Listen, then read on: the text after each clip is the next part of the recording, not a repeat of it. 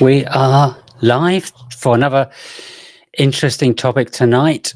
This is actually going to be a really interesting one in that it's a follow up from a stream I did some time back on atheism from terms of looking at the scientific approach to proving the source of the universe, which fundamentally is saying is the source of the universe from an intelligent source, an intelligent agent, or not? Is it from some other uh, method or source or whatever? Certainly, the atheist has some very interesting ideas on what they believe is the source of the universe, and we are really going to tackle tonight.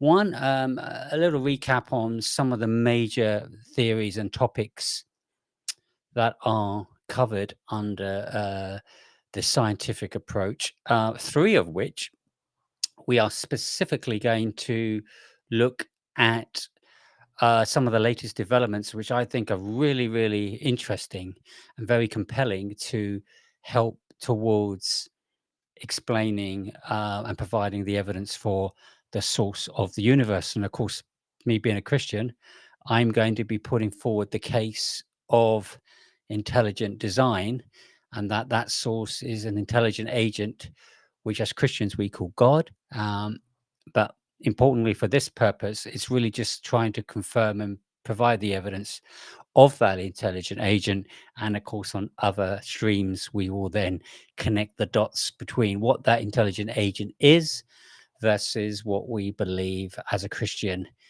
it relates to, which, as I say, is what we believe is God. And we're going to provide that connection, if you like, to prove that. So for tonight, we're just really going to look at these three main areas. They are, let's see, what's happening here? Can't see me. We may have some problems with the channel. I'm just trying to see what's happened here. I don't know if I can be seen. I'm going to have to quickly check. Let's just make sure the stream is working okay.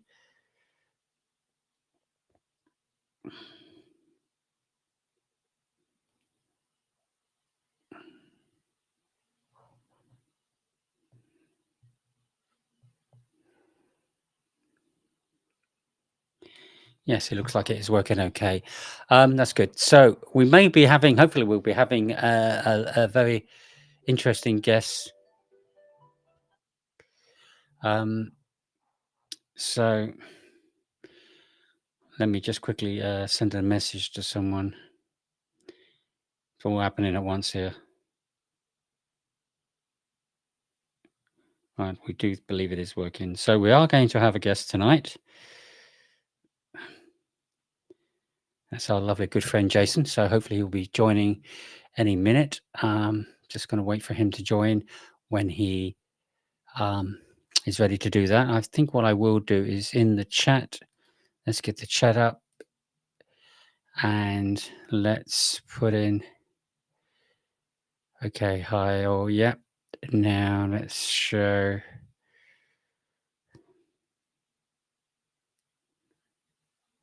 Trying to see where is the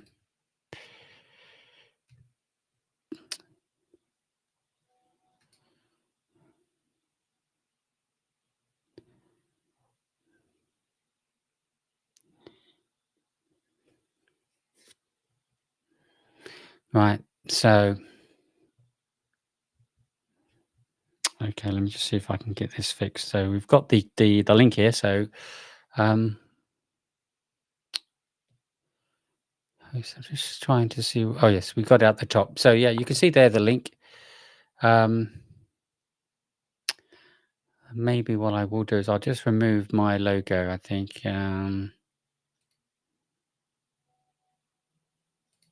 for now.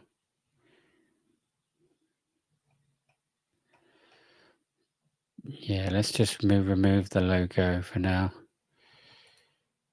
Right. Okay. Now you can see the link. So anybody that's watching would like to join, there's the link there, and you can join. Hopefully, we will have our good friend Jason joining us and that will be cool.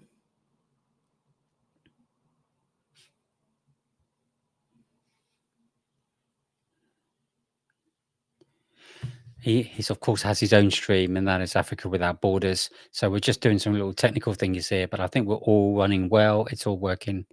So let's get back to what we are discussing tonight. So yes, I said there are three very distinct areas from a scientific approach to show the source of the universe. The first one is the origin of the universe. So we're going to look at some very latest elements of evidence for that. And number two is single cell complexity. Now, this is a very, very important part of this, because when it comes to single cell complexity, back in the day when you had all these particular scientists, especially atheist scientists, never knew at the time just how complex a single cell was, and therefore their theories were based on that level of limited knowledge. So of course, now that we know a lot more about cells and a single cell and its level of complexity, it really does change things dramatically, and we're going to pick up on that and show how that now becomes increasingly significant when it comes to discovering the source. And then thirdly is the Cambrian explosion.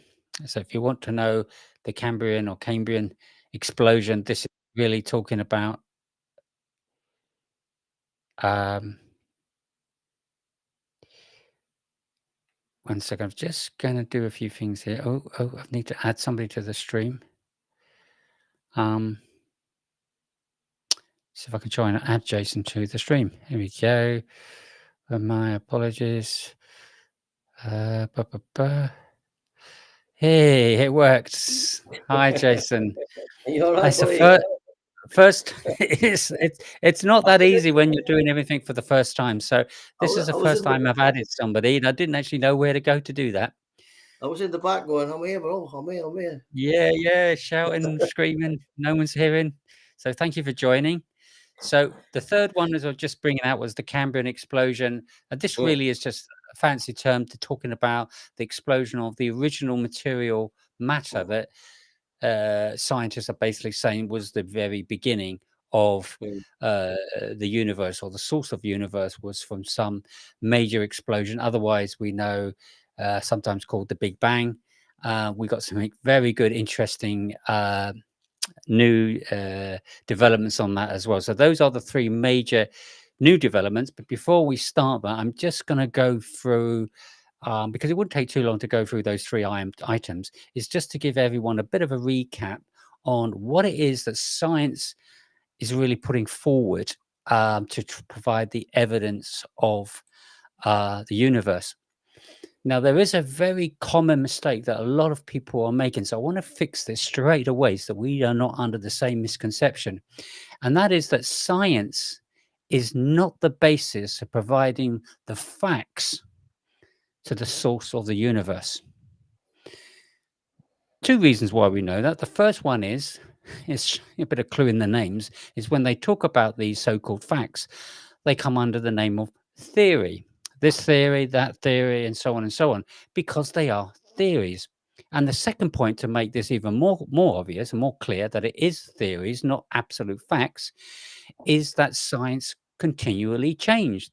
1 minute the theory is X, and then lo and behold, 20 years down the road, there is theory Y, which then changes or replaces theory X. So we know it's a continued moving target in terms of the development of science. And that's nothing wrong with that. That's part of the continued research of an effort into looking at the truth of the universe, the source of the universe, and that is a continued work in progress. And as we would agree today, and I'm sure you'd agree also, Jason, that science are still a long, long way from cracking the nut, if you like, to fully understand where the mm. source of the universe came from. where we have still a billion unanswered questions. We can only go by the level of research that we have reached so far, which I would agree is pretty impressive. But it's still, the universe is an incredibly complex um, uh, area to cover, and there's still many of the unknowns that scientists are continually looking into. So we can only go by what has been discovered so far. And like I said, it's fundamentally a theory more than a fact. So people coming to you say, "Oh, this is it's a fact that we came from apes, or it's a fact that we came from whatever." No, these are all theories with a good level of evidence, and that's what we're going to look at to say where does that obvious evidence point to, and what evidence is the most likely. If, for example, the probability that the whole universe came from a speck of dust versus, say, an intelligent design, then we should go by what is more likely, what is more probable. Because if they're only theories, because they're not absolute truths in the sense we can't absolutely prove the source of the universe, we should at least go by what is far, far more likely, especially when one of the theories is incredibly unlikely. We're talking about some very, very, very Mm. small probabilities, one in the power of a billion or something. In some of these theories, scientific theories, the actual they even admit themselves the probability of that being the case, of being true, is extremely unlikely. And we're going to touch on some of that as well, because we really want people to appreciate the realistic levels of some of these theories. Because if you're going to put your trust in a particular theory, you want to know how really likely it is. So what we're going to quickly do is go over the basic. There are five major premises that cover the atheist position, and we're going to kind of show how, to a large extent, these are really not attainable. They're very, shall we say, unlikely, and they certainly do have some gaps in them. Now, the first one, of course, which we will touch on as part of our number one, the origin of the universe, is it's been very much established all the way back in 1929 that the universe is continually expanding. Now, where that makes an interesting point to make, which we will look at a little bit later, is if the universe is continually expanding, if you go back in time, it has less expanded, and if you go back even more and more, it will become less and less and less expanded, to the point where if you continually do that, you'll come to a kind of point where you cannot go any further, because there's a limitation of how far or how condensed the universe could be at the point where it then expands from that point. And that's the thing we're going to cover as one of the three major discoveries that really do make this point even more significant. So that's going to be interesting. Point two is the universe is very finely tuned. This has been discovered many, many times. No scientist, no atheist scientist is ever going to say the universe is anything but extremely complex and extremely fine-tuned. I mean, the evidence we've got on exactly, I don't know if you know, Jason, off the head, any examples of some of the scientists' discoveries of where they've come to this conclusion of how finely tuned the universe is. And I know, I just know that the constants are so finely tuned mathematically that Mm. it's just it can only be a miracle. It's not probable that it happened by chance. And also the fine tune argument. Christopher Hitchens, a great atheist, Yeah, he said that one argument that made him worry was that the sun is exactly where it should be, the moon is exactly where it should be, everything's exactly where it should be, and that worried him that yeah, yeah. maybe Christianity could be true, Oh dear. And that's interesting, and it's such a very, very strong atheist he is. And to that point, if it takes the tiniest deviation from the points that they are, we would not have an Earth to live in. The conditions would not be habitable. So they have to be so incredibly precise. It's like you said, it is a little scary because something that precise, can it just happen by chance? mm, Can it just mm. happen without any design or intelligence behind it? I think if the audience could get a map of the universe, like some satellite map, and look at Mm. where the Earth is in the midst of all these galaxies, and you can only stand in awe that this little pinprick of an Earth is just the right place. What an It can excellent only be point. Yes. described as a miracle, you know. Mm. And that's a I, very good I, point. I, I mean, I is it okay if I butt in sometimes? I don't want to, like, you help yourself, mate. your style. Just I don't want to I interrupt or anything. Sometimes, because you've always got such great things to say, you can butt in as often as you like. Just pretend you're in a supermarket, help yourself to the veg, all help right, yourself. okay, brother. So please, Yeah, please do. I'll leave you to use your wisdom in terms of when and how. I'll leave it up to you. Um, so that's that. Of course, another thing that we're going to cover, which is number three. Number two is the complexity of the cell. Now, this is really, I think this is by far the biggest point of discovery of all. The reason being is it wasn't till very recently. I'm not sure the dates or the years, but relatively recent, shall we say at least, how exactly complex the cell is. I won't go into detail yet because I want to have that as my third point later as one of the discoveries. But back in the day when all this was put forward, we even back then did have a reasonably good understanding of the cell, in terms of it's made up of lots of different parts, the nuclear and the DNA and all the other funny terms of the parts that make up the cell. But what they didn't realize is if you think of it like a computer, and in the computer there is all this code, if you like. Well, not even the biggest supercomputer can hold the amount of information that's stored in, wait for it, mm, one single cell. It's just, wow. and if it was all stretched out, I don't know how far it would go. It'd be like thousands of miles. It's just a ridiculous distance of continued code, if you like, that sits within one DNA. Mm, I'm just absolutely blown away by that. amen. It's Pal. Yeah, there's loads of things we can say on that. I'll keep quiet till we get to them. okay, no problem. Um, Now, I do like this point. I want to just quickly read this bit out. Biochemist Michael Denton described the cell in this way: to grasp the reality of the life that has been revealed in molecular biology, we must magnify a cell 1 billion times until it is 20 kilometers in diameter and resembles a giant airship large enough to cover a great city of London or New York. What we would see would be an object unparalleled complexity and adaptive design.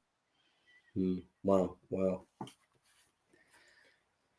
A- And and Fantastic. here's it is, isn't it? And this is really where the what's the word for this? The challenge, if you like, for atheists is to explain something that complex if it was without any intelligence behind it. Mm, mm. Just a big bang explosion, and somehow we have, well, in fact, I'm not even myself sure how this all fits in, but somewhere there is this source where they say there is this original one cell. Then you've got to ask yourself, well, where did that come from? And where did all that information of Yeah, code yeah, sitting in that one cell come from? If that's the very beginning, if it didn't come from anything or started from anything that had any kind of intelligence behind it, yeah, it's, yeah. I think with the DNA, there's a mm, strand in the DNA that has to have that code, or it cannot be DNA. So the first cell, in order for it to be the first cell, it had to have information. So where did that information come from? And you can't just say, oh, the gases and molecules all came together and it produced the new cell. No, there has to be information first in order for the cell to be a cell, to yeah, function. that's an excellent point. Indeed. Indeed. So here's some of the things that came up from when I put this together was some of the issues of evolution. Now, one of them was, so this is just really a recap on these things, just to give us a little bit of a foundation or Mm, background on the atheist position. The first is that life comes from non-life. So I think you could instantly say that that's got to be a real struggle to come to terms with that. How can non-life come from mm, non-life? Where's the evidence? What's the theory behind it? It's extremely, extremely weak. And but as I say, what we're going to provide is evidence to show that it's far more likely, far more probable that it does and come from an intelligent source. yeah, Um, sorry, Rod. There's that's multiple all right. scientific experiments where they've tried to do that, and they failed. Mm, Nobody's ever been able to produce life from non-life. So that's a there's loads of fantastic point. Yeah, experiments that have been done. They've all been documented. They've all failed. yeah, yeah. The next little thing on the same point, but looking from a different perspective, is that single cell. Now, this is where it's interesting. For life to come from a single cell in what we'd call an evolutionary process, so this is where the atheists would use the evolutionary theory, is that single life from a single cell to then transition to other life, into other lives, other species. It needs to transition from a single cell to a two cell organism to a three-cell organism, so on. We have Mm, no transitional links whatsoever of a two-cell single cell or a three single cell species or whatever. There's just a huge gap. So the only way that would work is these other lives must have just appeared separately. They could not have come from the same source because we would see that transition. So, in other words, what the evolution theory is trying to say is that from a single cell, all life then proceeds. But to do that, we would have to see a transition through an evolutionary process that provides that evidence of those stages. We simply do not have that at all. No example whatsoever. So that is what we call a huge gap to explain how a single cell then turns into all the life forms we have today. mm. So that's one of the really, really big challenges.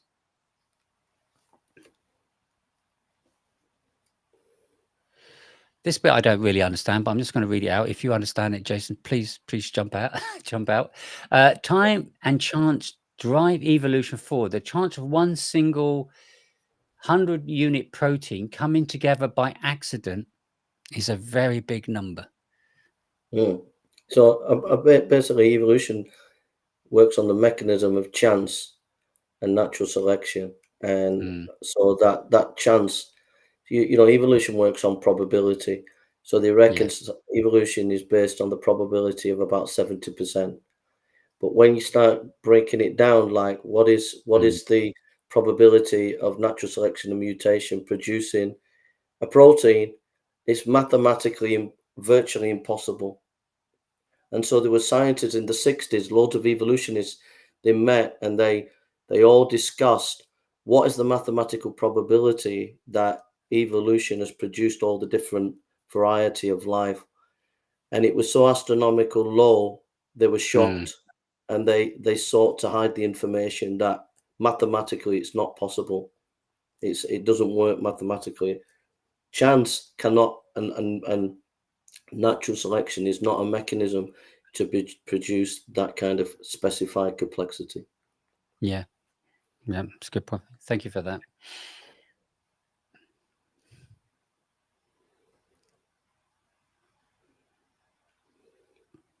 So just to recap, the main challenges is this whole evolutionary process from a single cell, the origin of the first matter from the expansion of the universe, Mm, starting from, and I've got some very interesting point I'm going to make. I'm going to try and get this out because it's a tricky one to explain. And do help me, Jason, if I'm going astray, because I'm not really sure how to explain it because it's very, very new. But I'll give it a go. And that's really about that origin or start, if you like, of the universe from the first mm, uh, piece of matter that existed mm. from the expansion of the universe. Um, and Ray, sorry, just a shout out to Lewis. Lewis, a chap I sure, know is progressive addiction, and Annie as okay, well, and anybody else who's come on. All right. Thank you. No problem at all, Jason. Um, to create life, we need all the components of a cell. It needs to be hooked in a certain place over a period of time. Um, and this is the interesting bit.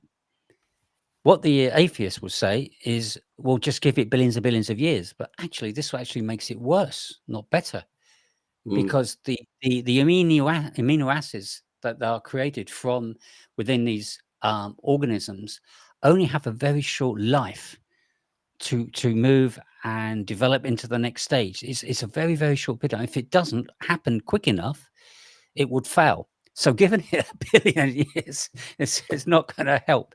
It's mm. basically, so that was a very, very interesting discovery. This whole amino acid complex is something that needs to happen very, very quickly, because these proteins are kind of very fragile.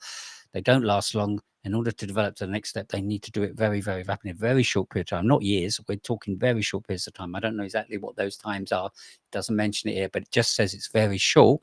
And therefore, adding all these billions of years isn't going to help the progress of the development of those cells.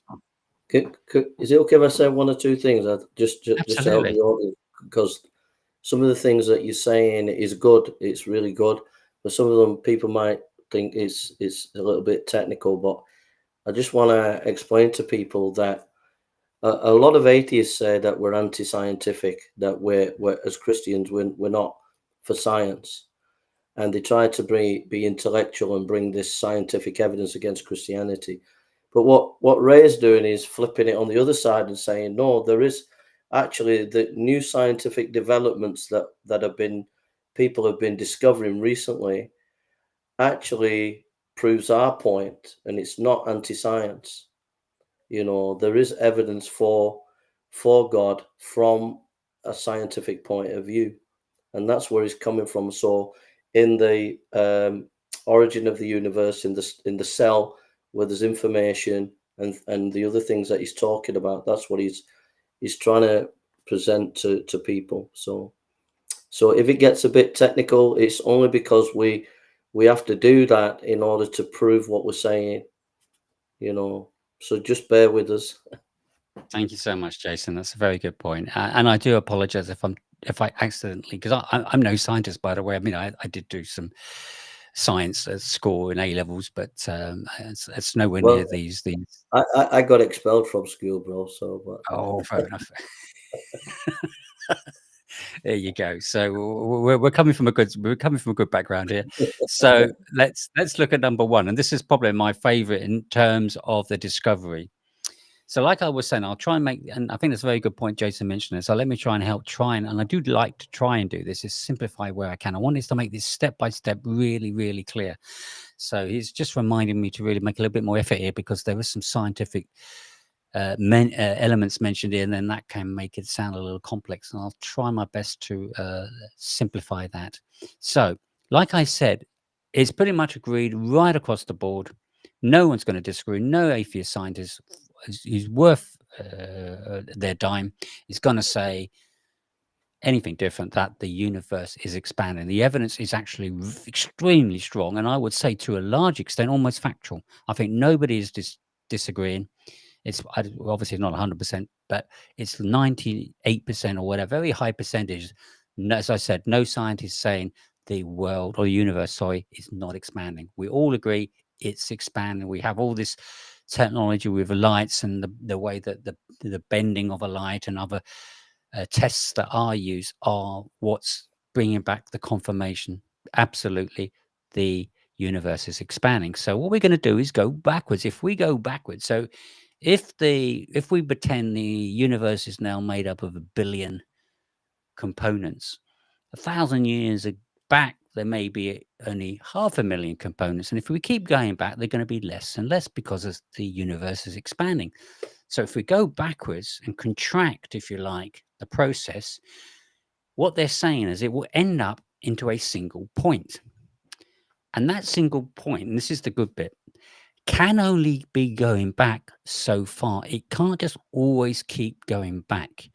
The reason being is it will contract and condense so much that that source of matter, the very beginning of that matter, cannot go back anymore. It will get to its what we call limited level. Well, there may be a technical term for it, so let's keep it simple. It's limitation of how far it can contract. It will be a matter that is whatever that time frame is. The scientists agree. It therefore, from that point, there is no way it could be going retract any further. This is therefore what we call the starting point. Now, once we've established that starting point and that it cannot go back any further, we then have to say, how did that matter start from that position to then expand?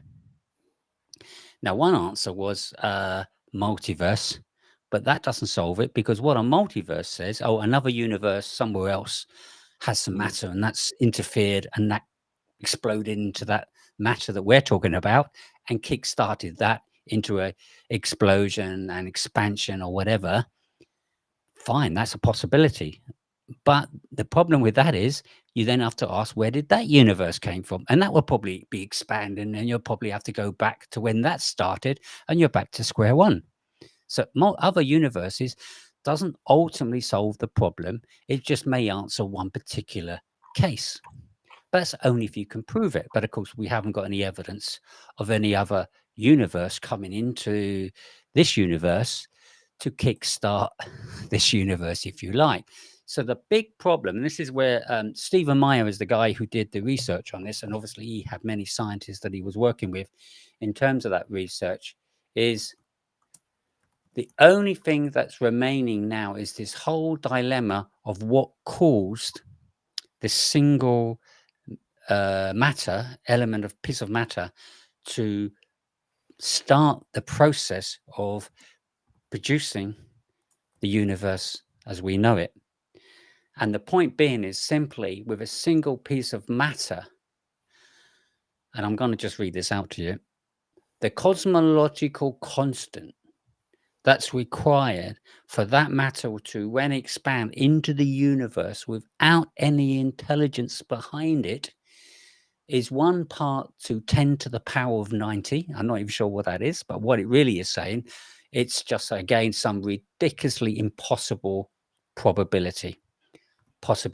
It's just ridiculous. It's off the scale. It's off the charts in terms of the realistic probability that that matter, without any proper cause behind it, on especially if it's not any intelligent cause, could then expand into the complex universe that we see, especially when we notice in how fine-tuned it is, how incredibly complex it is, and so forth. That's the real discovery. It's just that knowing that single matter cannot go back any further. You can't start putting billions of years back and back and back and back, because there is a point where it cannot go back any further. And that's the absolute discovery that Stephen Meyer has got from the scientists, to say that is the absolute position. So now we have the dilemma, is where did that starting piece of matter get moving to create the universe if it's Mm. without any intelligent design behind it? Mm. What are your thoughts, Jason? Well, I just googled here because someone who's into these kind of things. He was telling me about. Yeah. He was debating someone who was selling insurance, and he got on to talking to him, witnessing about creation. And the guy said, "Well, why didn't man walk with the dinosaurs?" And my friend said to him, "Do you know what the sun's made of?" And I've just put it here. The sun's made up of 70% abundant element hydrogen, 7% hydrogen, Yeah. and 28% helium. And if the Big Bang happened, in terms of like natural causes and not by God's design, the Earth would have this abundant hydrogen and helium to the same amount as the sun in some way, in some form. Yeah. Okay. And so I know that's a bit complex, but just an example that if there's this expansion and it just happened by chance and there was no direction, how on earth is the Earth not like the sun when the Yeah, sun's it's a good point. absolutely full of hydrogen and helium? We should have Yeah, tons of hydrogen everywhere and helium everywhere, but we're we nothing don't. like the sun at all, you know. Yeah. So that's just one example of how Mm, the idea of this expansion just by chance doesn't work. There's obviously an yeah, intelligence going on in the expansion, in the creation. fantastic point. And just to add to that, some of the notes I made here was when I was talking about this power, this is talking about when the expansion is just naturally happen without some sort of intelligent design behind it, because matter, energy, forces all need to work to an incredibly precise way Mm, and manner, working together in a very precise way as well. They all got to be talking to each other in a very precise way and all being mm, very incredibly complex for it to create the level of complexity we see in the universe. Because, like what Jason was saying, if it just was natural causes, there isn't that input of sophistication to handle that level of complexity, to fine tune it to precisely all these elements to work exactly mm, how they need to work to produce the universe. Otherwise, we would see something vastly different. And if it says here, if it's even slightly out, we wouldn't have anything close to the universe we would have. It'll be just like a mess. It would just be like Jason was alluding there. It could be just a ball of hot energy like the sun or something or whatever. It's just comparing realistically the complex universe we have, incredibly noting how fine tuned it is, mm. without intelligent design behind it, is asking the ridiculous, really. So that's food for thought, Yeah, isn't it? yeah. I think again, 120 years ago, scientists said that matter was eternal. So scientists generally were saying that matter Oh, is okay. eternal, the universe is eternal, and then they come up with the Big Bang theory, but they realized there was some beginning, so then they had to change the idea that matter was eternal. Um, so the Bible already got there first that matter is not eternal. In the beginning, God created the heavens and the Yeah. earth, you know.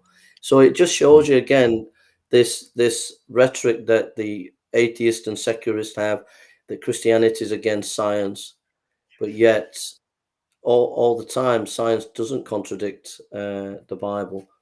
I'll just to say that if you look at the history yeah. of science, you look at Kepler, you look at Faraday, who discovered electricity, Kepler, John Newton, Isaac Newton, Francis Bacon, who developed scientific method, um, and various bishops in the Middle Ages.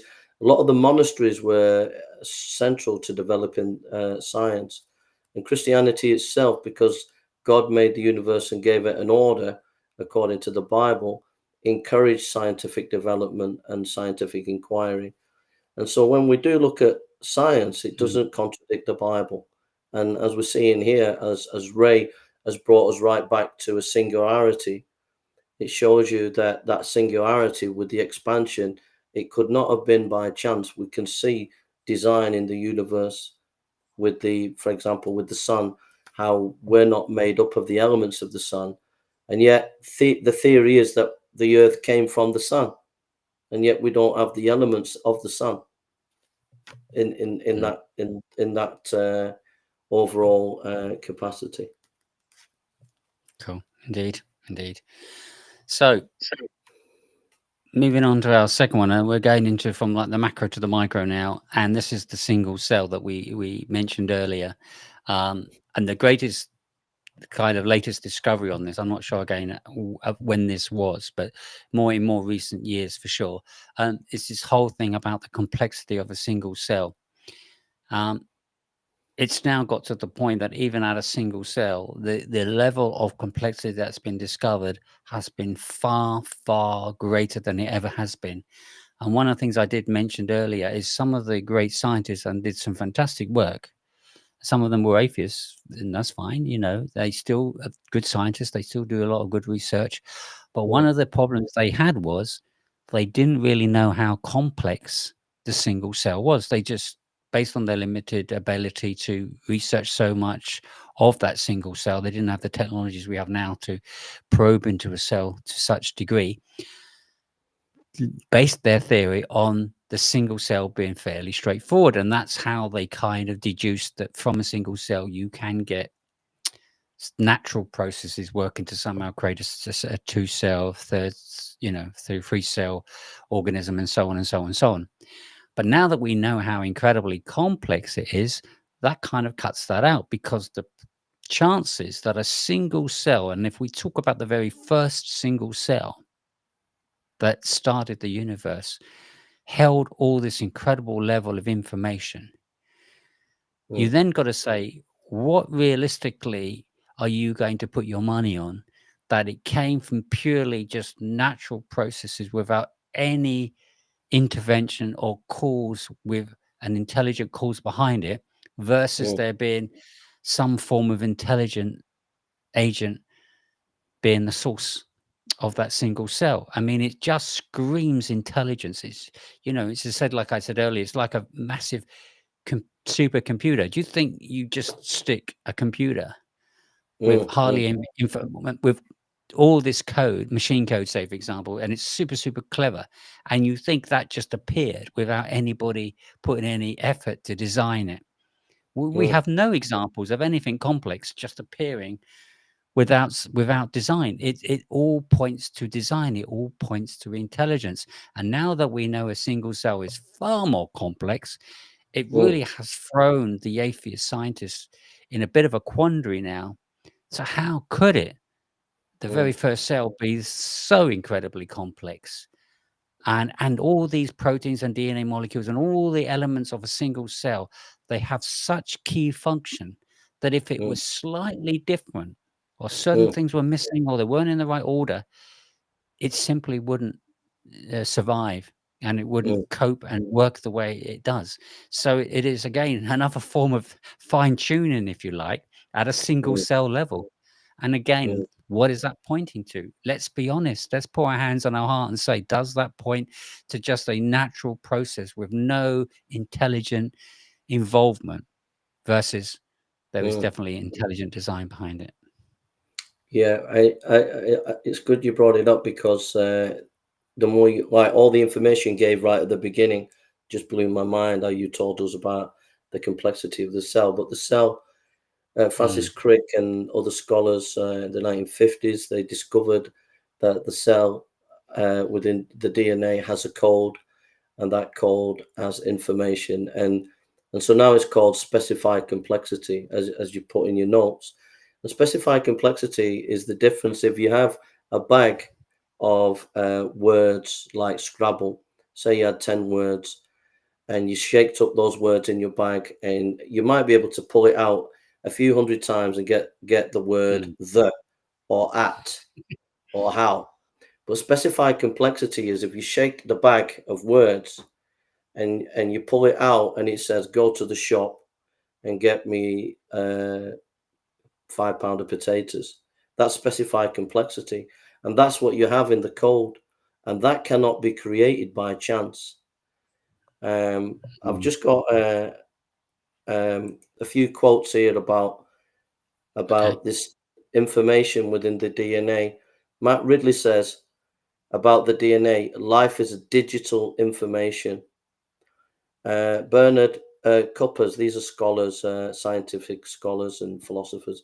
The problem of the origin of life is clearly basically equivalent to the problem of the origin of biological information. You see, there is a code. Where did this code come from? Mm, Manfred Edkin, a scholar, says our task is to find an algorithm. A natural law leads to the origin of information. And Leonard Brulin says a machine does not create any new information, but it performs a very valuable transformation of known information. So, where did this information in the cell come from? this information, this code, where did it come from? It's like a digital code. And intelligence, God putting it there makes more sense than chance and natural selection. Yeah, brilliant. Thank you, Jason. Food for thought, isn't it? And I think this is really what we're employing everyone to do here, is to, apart from being very honest with oneself, but really think about what really makes more sense. You know, and I like this thing about probability. You know, it's a bit like if you say, for example, you wanted to put your money on a horse, and you've got a horse that's got, you know, you can see by the look of it, it's really big, it's large, it's very muscular. It's won all his races for the last 50 races. It's won them all. And this other little horse comes along. It's never won a race. It's struggling. It's limping. It hasn't got all the qualities. It's missing X this way. You're not going to put your money on something that's so unlikely to win. You're going to put your money on what's more likely. So what is more likely is what we're simply saying. And we've got to be honest. Forget science. Forget theory. Just what is honestly makes sense. We have to go with what is more likely when it's significant. It's not 50-50. We're talking about 1 billion to 1, you know, 1 billion times more likely than some of these non-theist theories. These theories are getting more and more kicked out of touch, as being now just so unrealistic. They're not even really feasible. They have to really go back to the drawing board. What you can't do, of course, is just keep waiting for the atheists to come up with some new theory to hopefully finally solve all this, when we are actually coming with you from a theist position with real scientific evidence to show very highly that intelligent design is really the answer to this. This is by far Mm. the most convincing argument. It's the disparity now is just crazy. There's just not, it's not a close running horse race anymore. It's a very clear single Mm. horse, and it's the intelligent design horse that's the winner here. And what we're doing is we're just providing these extra levels of evidence. This third one I'm going to quickly But explain. Very go on, can Jason. I Yep, just say one last thing? of There was course. one of the greatest atheists in the 20th century, who was the leader of atheism, was Anthony Flew. He debated Christians. He debated Gary Habermas on the resurrection. Okay. He was given by Gary Habermas and others information about the cell, and he was so convinced that these arguments that you're making were so powerful. He didn't become a Christian, but near the end of his life, he abandoned atheism and he started to believe in God, that there is a God, purely on this information. And he actually wrote a book showing you all this complexity of the cell and how it could not have happened by chance and natural selection. And it moved him out of atheism into deism. Who knows, he might have got saved just before he died, because Gary Habermas Sure. went to see him and talked to him. But it Nice. just shows you how powerful. And then the atheist said, oh, he'd lost his mind because he was 80 years old. One of the greatest atheists, you know. That's how they dealt with it. But that's how powerful the argument is. It moved him out of his atheism.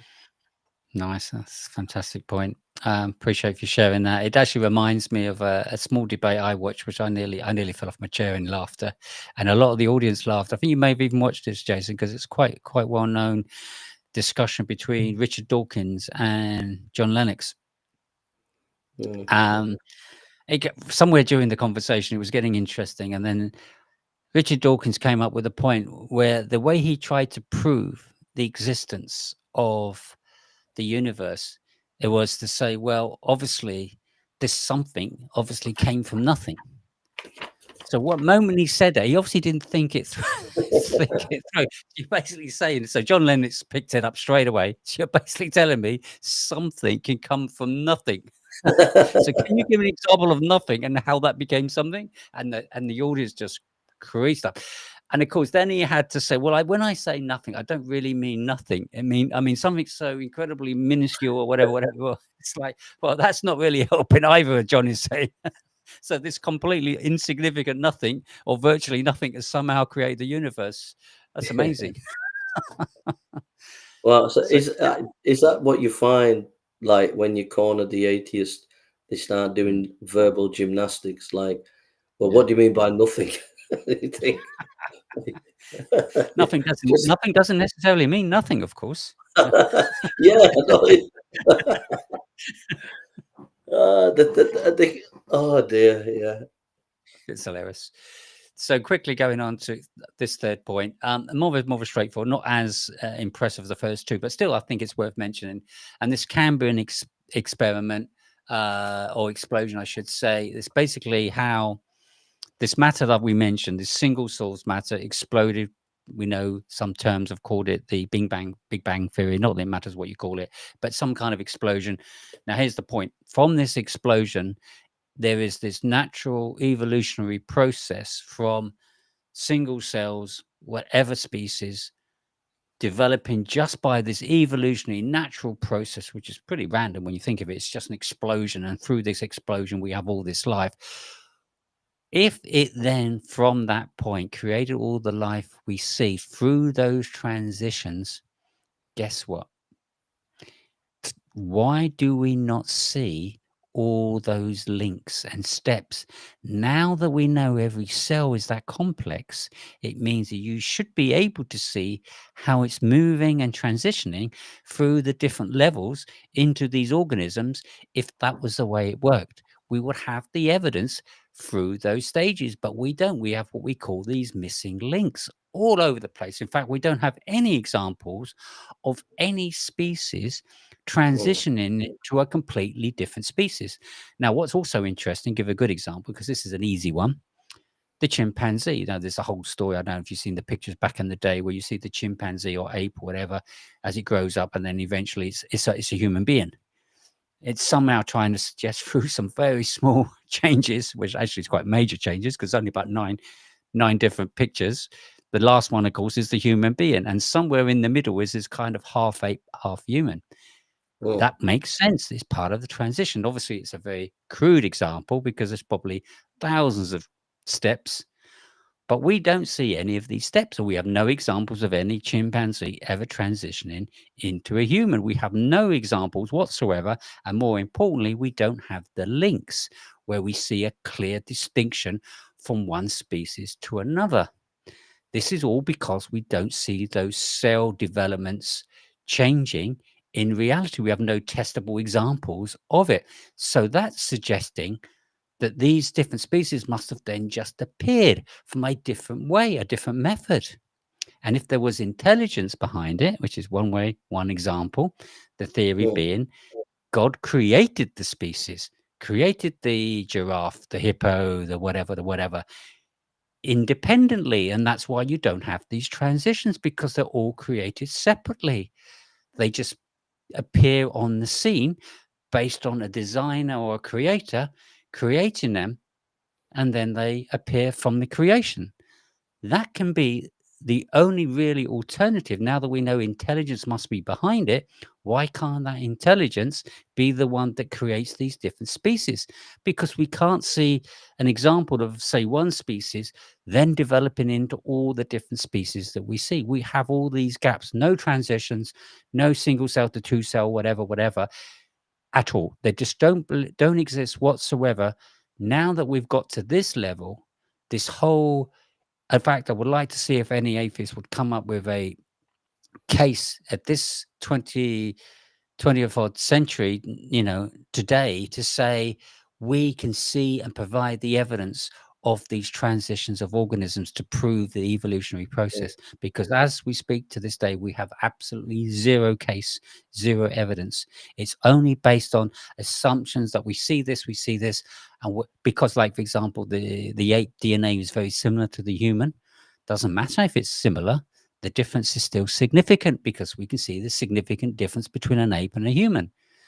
And it's the case every time. We don't see sort of hybrid versions. We see distinct apes and we see distinct humans. Mm. We could say one or two humans, it could be a bit questionable, but we won't go Yeah. into that. But you know what I mean. There is a clear distinction, despite the similarity in DNA. And that's the point. We just do not see at any case these transitions, which again, you would expect to see if the evolutionary process was true and provable. We should be Yeah. seeing some forms of transitions, and we don't. Yeah, Over to I'd you, like to Jason. just say there's an elephant in the room with all this data. When there's a scholar called Dr. Mayer, he died 20 years ago, and he said that he was a world authority on evolution, and he said evolution is a historical science. In other words, it's about Mm, looking at the past. So science works on you have a theory and then you test it. So you test it. So some say they use models, but really the foundation of science is you have a hypothesis and then you go and test it. So we test the evolutionary model, natural selection and mutation, and we test that in the lab. And so they've tested it with mm, bacteria. They've multiplied bacteria in the hope as they observe it, they will see that bacteria change into some new species. But guess what? Bacteria is still bacteria. After thousands of mm, generations, which equal millions of years in human life, the bacteria is still bacteria. And so what the evolutionists do, and this is the elephant in the room, is they've never ever observed macroevolution, meaning just being mm, stupid, a rabbit being a dog. They've never observed that. It's never been observed something big like that. I'm just being silly. So what they do, the elephant in the room is they look at the finches on the Isle of Patmos, and they see the finches get big, the noses get big, they change colour, and then they said because of these little changes, we can assume if we go back in history, there would have been all these little changes, and if we give them enough time over millions of years, these little changes will lead to all this variety. But the mm. problem is, the elephant in the room is it's an assumption. They've never observed the big changes in time. And there were three PhDs just last few weeks. Louisville was around, I think maybe one or two of them. One a PhD in chemistry, one in PhD in biology, and one PhD in paleontology. And every time they make this mistake where they just assume uh, that the natural selection and mutation, they've never observed it, they've never proved it in time to do macroevolution. They just assume it and look at the past and interpret the past the way they want to interpret. Sorry about that, but No, that's wonderful. Wonderful. I'm so glad you joined, Jason. That's been a so great. that's the main crux of the issue Mm, is if we're doing science, it's never ever been observed where we've seen major big changes. They only see little changes, and because of those little changes, they then do a big logical leap. An example is Dawkins wrote a book. What was it? mm, Something about the watchmaker, and okay. he wrote it was a 200-page book on the bats, and he said, look at the bats, they can use sonar, how they've developed, and then from that bats, he then makes the massive jump Mm, that there can be these small changes over billions of years. Again, um, it's an elephant in the room. They've never ever observed the big changes in time, and so yeah, it's their particular view of looking at the past. That's all it is. indeed. So, a guy called Dembski, William Dembski, came up with a method of basically trying to explain the intelligent causes of design, and he had something called the explanatory filter. So basically, what this is a process to basically go through the different stages and options based on the theories, and through a filter. Basically, it's like an elimination filter. That when a certain process, like a certain evolutionary process, becomes so unlikely, it's basically eliminated because it's far less likely than the alternatives. So what you end up doing is kind of eliminate. It's like an elimination competition, if you like, contest, where you're starting to eliminate the most unlikely because the probability is like you said there, Jason, very good point. We have no examples. So this transition really is very, very unlikely because we have absolutely no examples of it. We don't see a finch becoming a donkey or whatever it may be. We don't see species transition into another species. So the probability of that likeliness is extremely unlikely. It then gets filtered out. So he went through this process till he came to the point, this is the good bit, that the only thing left that had the most likely probability to make sense to explain what we see in the universe and the cause and the source of the universe is we see nothing but intelligence, design suggested behind it. Everything has, from a single cell complexity to what we see in this world, the universe with complexity, everything that we see around us is highly, highly complex. And I love that point you said at the very beginning.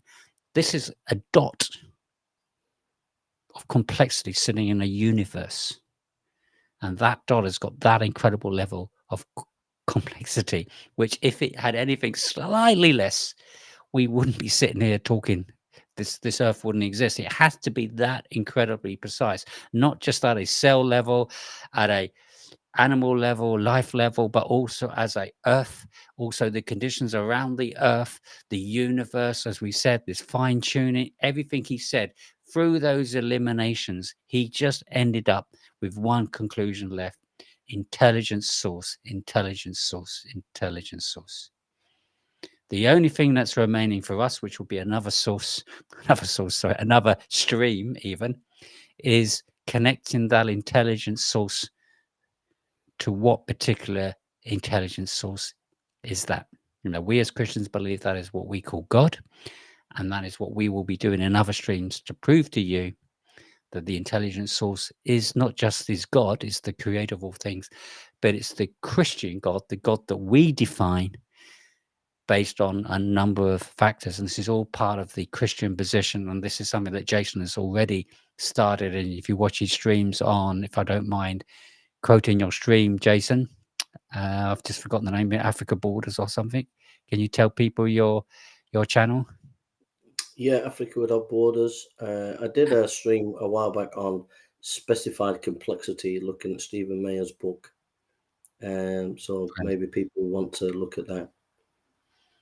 Yeah, because he's definitely a source that I use. Stephen May, absolutely brilliant guy. He does lots of YouTube videos as well, and he is really hot on the latest developments. He's actually the guy I got most of my information from, and when we start to see the clear evidence that can start to convince you atheists, and you're more than welcome to come on if you ever want to come on one of the latest streams and discuss this. We're happy to have that discussion as long as it's respectful. We'll open our channels to you guys, and you can come on and put your position. But you really got to see the evidence here. We got to really go by the convincing, more likely evidence.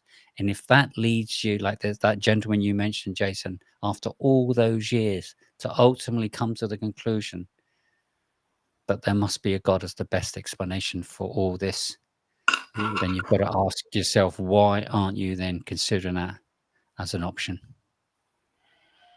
So Amen, those are brother. the three. Thank you, Jason. And thank you for joining. It's been a real blessing to have you on, as always. And really thank you for all your contributions. This is a walking encyclopedia, I call him. He just seems to have all this stored information, that little head of his. Don't be fooled. There's a lot going on in there. We're part of my empty brain I've got. So thank you, Jason. So thank you for joining. It's been a great contribution. Thank you again. Thank you for those who've joined. Thank you, Anne. Hi, Anne. Hope you're well. She's from the States. So appreciate it. Woody, Who else? We got Woody. Oh, Woody. Thank you, Woody, for joining, for watching at least. So, and Lewis, and Lewis of addiction, Lewis there. Fantastic. So, hope you're all doing well. And again, all for those who are watching or do watch later, where you may watch the recorded version. It's now on Facebook, my Facebook page. It's also going to come through. Jason's going to post it somewhere. Can I ask a couple of questions?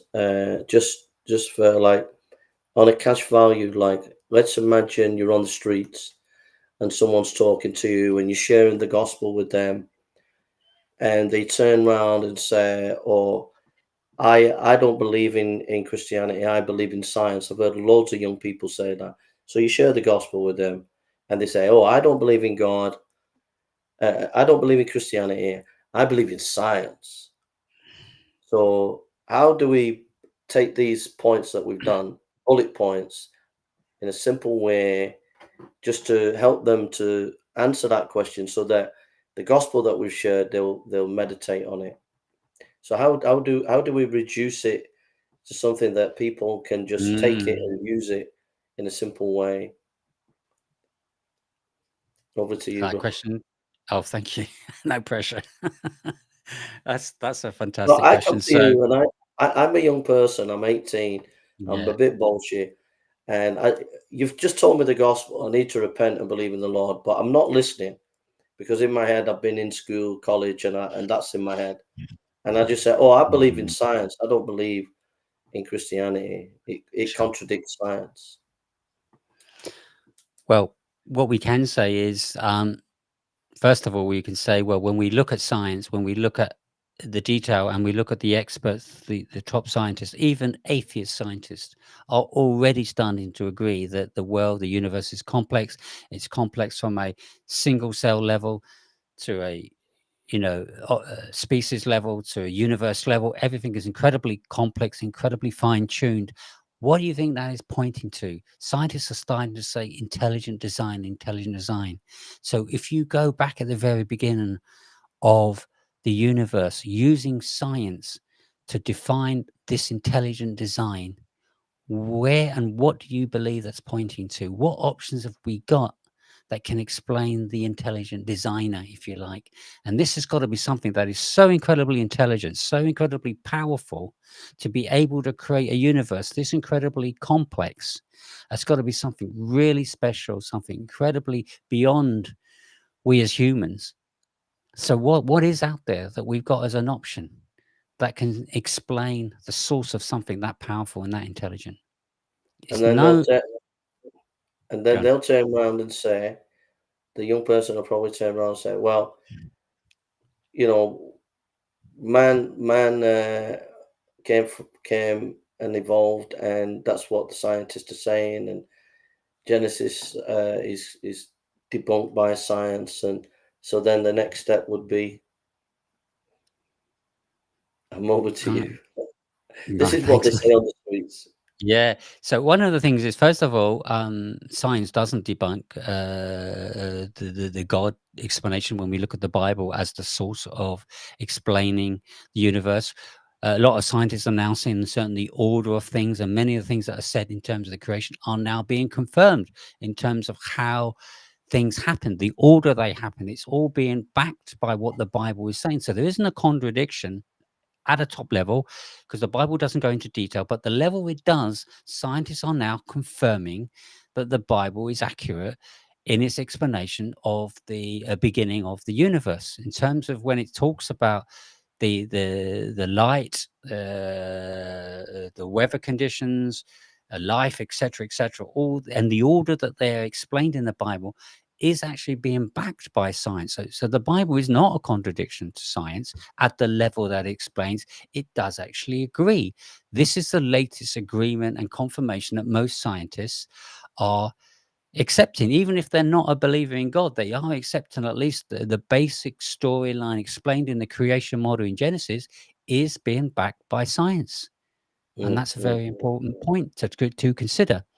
The second point, which is the key to this, is once you start to accept and believe that there must be a intelligent source, and we are saying it's God from the Bible, what we can then say is God himself is going to show himself. He's going to reveal himself. He talks about how he will reveal himself. It talks about he will reveal himself through his son.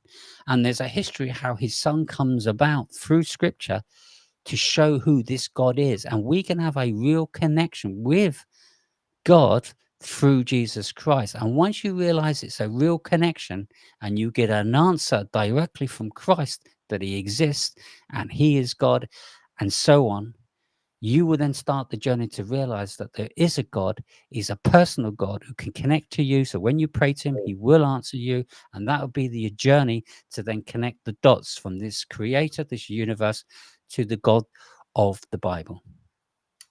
Amen, bro. Is it okay if I just say one thing, Sure. please, about witnessing to atheists? Um, just people who are witnessing to atheists, you have to take an atheist from where they are. Not all atheists are the same. We assume that they have all the same ideas. Some atheists are different from other atheists, and a couple of things you can get. These are the type of atheists that I've found over the years. You get the very fundamentalist atheists. They're not willing Mm, to listen. They think they're smart.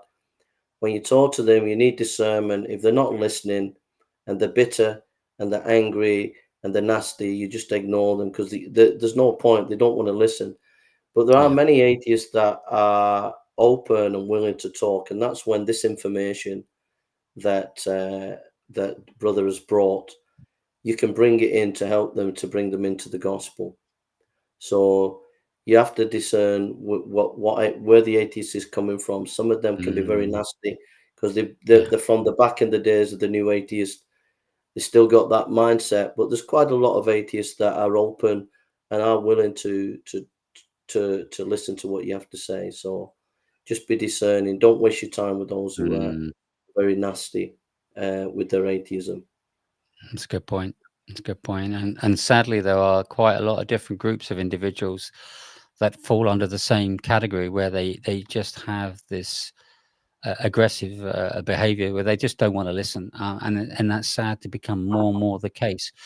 But as Jason very nicely put to us, is we don't waste time once we realize that we've put our point, and if they're not engaging, they're not really listening, then there's only so far you can go. But there are many that will listen, and that's where we got to spend our worthy time on those who will listen, that will engage, because there are those out there, and we can't engage with them unless we're out there engaging with them. And there are millions of people that need to be saved. There are a million people that are looking for answers. So we've got to be equipped and ready to speak to those people willing to listen and discuss, um, and be honest about it. But you're absolutely right. There's a lot of atheists. I've spoken to some, especially at work. Some of my work colleagues. We're down the pub, and the subject will come up, and guess what? They're picking on me because I'm the Christian in the group, and I get absolutely attacked. And even if I make any kind of sense, is irrelevant because they just won't listen. They just put their barriers up, and it's pretty much a lost cause in those cases. So yeah, discernment is key indeed. Mm. And I think the other thing as well is they'll always ask you for you've got the burden of proof. But Mm. one of the things that the atheists often do is they always move the bar of evidence higher and higher. So when you start answering them and giving them some evidence, they then put the bar, well, I want this kind of evidence, and they keep raising the Mm. bar. And so Yeah, it's good to ask them before you start, what kind of evidence would you like you'll be before satisfied you? with. And Mm. 9 times out of 10, they won't tell you. They'll just say, "Oh, well, objective evidence." Yeah, but just what kind? What? Because all Yeah. they're waiting for is for you to give your evidence. They're just going to knock it down because they're going to raise the bar all the time, higher, higher. Mm. It's not acceptable. I want this. I want this. I want this. So I think ask them, where do they stand in terms of what evidence do they want, and are they willing? If you show them Christianity has evidences, if you could show them enough evidence, would they be willing to change? Mm. Would they be willing to commit if it could be shown that Christianity is true? And some people will say no, so why waste your time with them? You know, Yes. if I show you evidence, are you willing to change? And some will say no, so you don't waste time. Yeah. Some will say yeah, and then you can give the evidence. That's a very good point. It just made me think as well. If I said to an atheist that if I give you evidence that shows that this is the most likely scientific approach to prove a certain point, would you be happy to believe it? Because if you're not, is that not the basis of your own belief? Is not your beliefs in atheism based on certain scientific Mm, mm, approaches purely based on a theory, based on the likelihood of it being true, because mm, science itself continually changes. I am sure you agree, as an atheist, that most of what you believe through science is based on a theory. Most scientists agree 90 odd percent of everything they put together is based on a theory. Your belief as an atheist is based on theories. So if I put you theories as well, but better yeah, ones that are more stronger as evidence, mm. why would you not therefore consider them? I think, Ray, that's a very, Mm, very important point, because in the discussion with atheists over the years, they'll always play this game. They'll always say, you have the responsibility of giving the proof, you Christian, because you're making the claim. We're not yeah, making any claim. Ours is just an absence of a belief. Ours is just a lack of evidence. Ours is, we think a spaghetti monster is ridiculous. You've got to prove your point. But what an intellectually honest atheist will admit is they have positive claims as well as an yeah, atheist. And it's for them also to demonstrate their positive claims. So they do use certain scientific information to say that there is no God. So it's important that you pin them down and say, not only do I have to give evidence, but you have to give evidence for your claim. Or atheism is just an absence of belief. I don't have to give any evidence. Well, yes, you do, because you do mm, make claims as an atheist. And it's 9 times out of 10, most atheists are not intellectually honest. They'll just play mm, this spaghetti monster game, saying you're claiming the spaghetti monsters. You've got to prove it. But that's just silly. No, your worldview, atheism, has certain positive things it's saying about the universe, about yeah, ethics, about life, and you have to make establish arguments for that, as well as us establish evidence for our position. And 9 times out of 10, they don't want to play that game. They just want to say, "You prove it. We don't have to prove anything." And then you provide the evidence, and then they say, "This is the bar now." You provide evidence, then this is the bar now, and mhm. so yeah, so So, just to make yeah, it sure that almost sounds like, I like that, Jason, because it almost sounds like what you're doing. You're almost like trying to find out what they do believe and agree with to begin with, get them to put their stall out first, and then you say, "Well, I'm gonna offer something of the same level as you, but it's just different." So if you're, because I am assuming that your belief as an atheist is not based on nothing. It's not based on empty thoughts. It's got to be based on something that you, or in other words, why are you an atheist? Why is it you're mm, dismissing any other option and you're saying that I believe I'm an atheist because if you're telling me that you're believing as an atheist on no grounds whatsoever, because you're just dismissing all other options, and it's mm, like, well, this is the only one left, then you really haven't got a grounds of being an atheist. You're just, it's, you might as well believe anything. mm, It's mm. so if you're going to believe something on the basis of no foundation, Mm. then why would you dismiss anything else that comes with evidence that hasn't got a foundation? And So you got to be, sorry, that's the game that yeah, 99% of atheists play. But the one yeah, honest one, you can give them evidence and then get them to think about atheism. One of the things I like to do with an atheist is I say, yeah. look, you win. I put my Bible down. So I use it's called presuppositional apologetics and Greg Banson thing. And so what you get to do is get them to wear your shoes, your worldview. So what I do is I'll say I put my worldview down, and I'm gonna Yeah, say the Bible's finished. You've won the argument, but I'm gonna come over to you now. I'm gonna come into your shoes, and I'm gonna be an atheist right now. What do I get? And yeah. then I Help me answer, to understand why to believe it. Mm. and then I say, where do you come from? And they say, I don't know. I say, why are you here? They say, I don't know. I say, where are you going? They say, I don't know. I say, I'll go back and put my Christian worldview on now, because I've worn your shoes. It don't get you anywhere. Yeah, it doesn't fit. That's a So, I like that. I like, yeah. yeah, so you can do an internal critique of atheism as a worldview, Mm. and I'm it trying to breaks remember down. that guy, the American guy, tall guy. He's always at university campuses and he's got the mic. Oh What's yeah, his name? Canetti or something like that. Something to the same Yeah, thing. yes.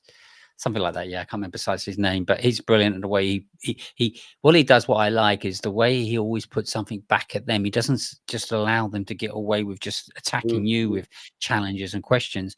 He will then probe them and say, "Well, why are you saying this and why?" So getting them to then be able to just support some of their thoughts, not being allowed to just get away with it and putting all the pressure on you. And he's very good at that. And I've watched a few of his videos. Mm. He's definitely got a skill there, but not easy because some of those Mm. Mm. students, oh boy, not easy, not easy at all. But then there are some that take on board and they have good discussions. And I think I like what you said there. It's the discernment bit, isn't it? Where you gotta filter out between the ones that are genuine, they're looking for answers, looking for truth. Mm. For those that are not really, they're just wasting your time. I think online as well Mm, because of the anonymity. You can waste a lot of time on these Discord and all these places. Just I never go on them because it'll just tire you out, and yeah. you got to use your time productively. Unless people Oh, are very true. interested, it's best not wasting your time with them. Yeah. I mean, I've watched a lot of Islamic Muslim debates. I've got to the point where I've almost dried out of debates because it's like they're just rehashing the same stuff, and all that I'm seeing Mm. Muslims doing is just. And I think there's the tactic they do, and I won't mention names because I was thinking an example. I don't want to give them any credit for people started watching his debates, but there are one or two of them. They just ignore what you've said and they just put their point, and they just Mm. stick to the point, even if it doesn't make sense and it's got holes in it, and you're demonstrating where it's got holes in. They ignore those points so that the discussion really goes nowhere. And they love debates because with debates you're not getting that much interaction. They can almost say whatever they like and get away with it. Where it's more of an open discussion, where they're being properly challenged, Mm. that's when they don't like it because they're not being open and honest. And that's what a lot of people are doing in these debates.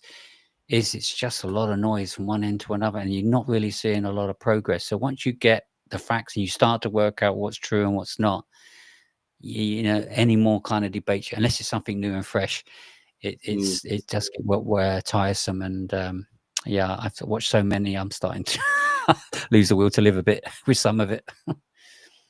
But hey ho. Amen. But anyway, I'm just looking in the comments. I've got somebody I'm looking at. Looks like Chinese. I don't know. Or the person could be It's Han. Oriental. Han comes over It's to what? my channel sometimes. Ah, okay, Well, okay, often. cool. He's a good guy. Good. But no Um, atheists. No atheists. Go on. in the next couple of minutes, I'm going to get going, bro, because Oh, I right, need yeah, to. I was meant to finish on the hour, so we've gone past, so we'll wrap My up fault. now. My No, fault, no, bro. and that's great because it's been really helpful to have you on and have your comments being added to the discussion. That's really helped, and thank you for that, Jason. As always, been a pleasure, and I hope for those who listen, they're enjoying it, and it's a pleasure to you all for what we are covering on this topic. Until the next time, till next week, those that want to carry on and listen to more great stuff, Jason would go into Africa Without Borders. He'll be jumping on his stream literally straight after this. So God bless everyone. Until God next bless time. you. Thanks, Ray. Bye God bless for now. you, everybody. Take You care. too, God Jason. bless. Take Bye care. bye. Bye bye. Thanks, Ray. Take care, mate. You're welcome. Take care, Jace.